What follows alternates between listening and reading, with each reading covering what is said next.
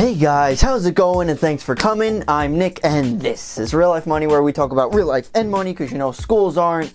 Don't forget to subscribe for more videos, so let's get started. So in this video, guys, we're going over how to negotiate a car deal and how to buy a car. So I know a thing or two about this, because now I got my Ferrari and Lamborghini in the background, so... Alright, so anyway, guys, this is how you could save a bunch of money, and so you don't go in blind and overpay for something.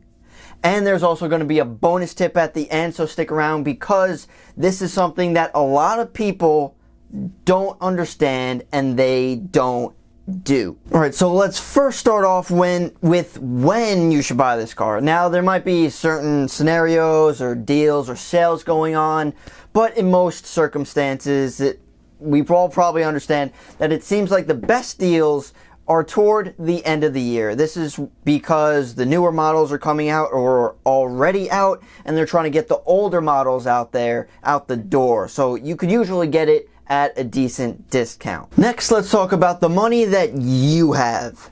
Never buy a new car. In my opinion, in multiple people's opinion, because of depreciation.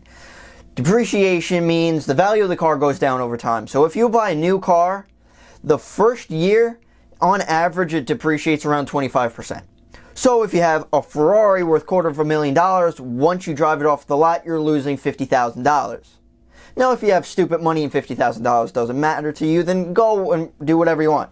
But for most people, if you want to save the most money, don't buy a brand new one. Always get a car that's a few years old, because depreciation happens the most within the first couple years. Like we said before, the first year is around 25%, but the first few years, the car could drop 50%.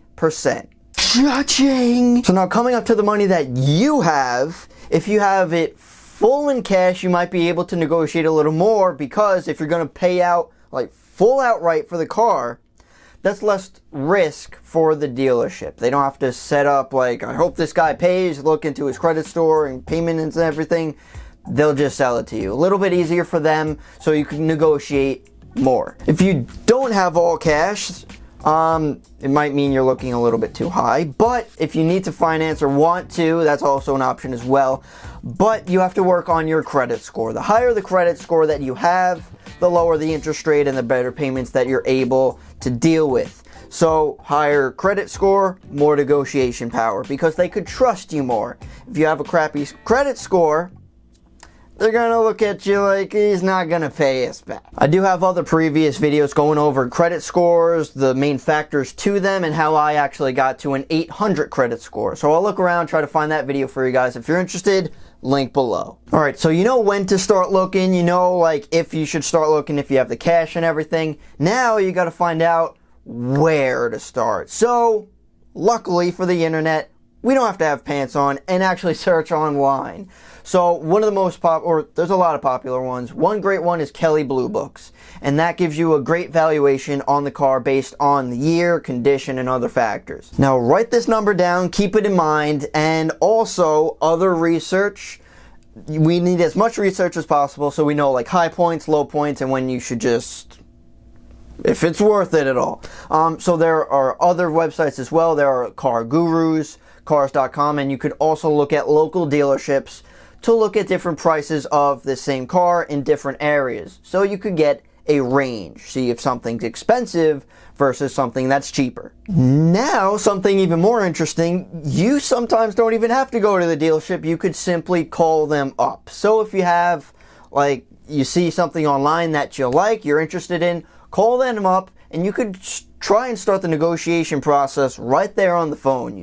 You have the price in mind, see what they could do for you. I mean, unless you want to like go there and test drive it, pants are still optional. It's just a little bit more frowned upon. That's up to you. Okay, so during the negotiation process, now that you have a good amount of research, you know the kind of like the value and prices of the car in your area, you can start negotiation. Try to get as close to the Kelley Blue Books number as possible and start low. So just to throw numbers out there, if you're looking at like a $12,000 car, negotiated $10,000. It might be lower than they're expecting, but what's the worst that could happen? And by the way, most of the time when you're negotiation, or if it's like too low, they're just going to say, I could ask my manager, but he's probably not going to like it.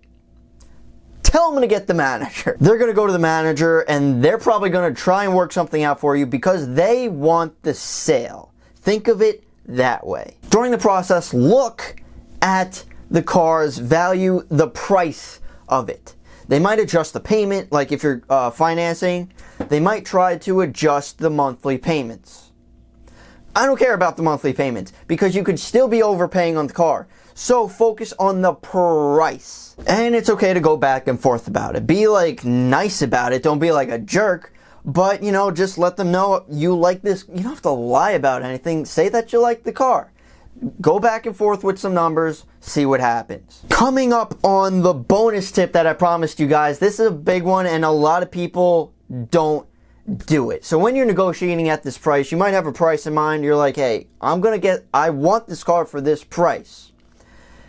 And understand, the big thing that you could do is simply walk away. If it's not in your price range, if it's not the value that you're looking for, leave.